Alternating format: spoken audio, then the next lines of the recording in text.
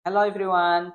Today I would like to give you some information about the kinds of intonation in English.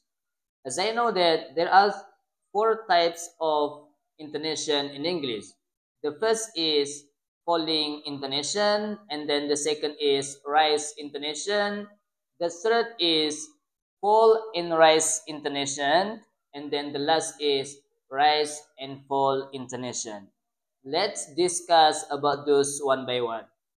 Okay, number one is falling intonation. What is falling intonation in English?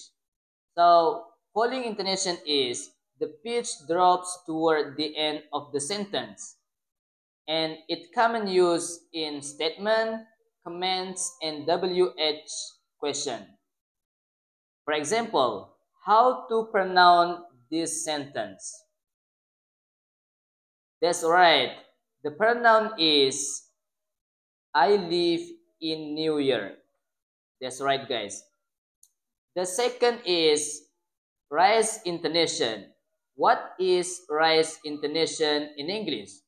So, rise intonation in English is the pitch rises at the end of the sentence, and it common use in yes no question and to express uncertainty and politeness. For example, how to pronounce this sentence? That's right, guys. So the pronoun is are you coming? Number three is fall and rise intonation. What is fall and rise intonation in English? So, fall and rise intonation in English is the pitch falls and then rise within a sentence. And it's often used to indicate doubt, reservation, or to imply that there is more to say. For example, how to pronounce this sentence? Okay, that's right, guys. The pronoun is I think it's okay, the fall and then rise.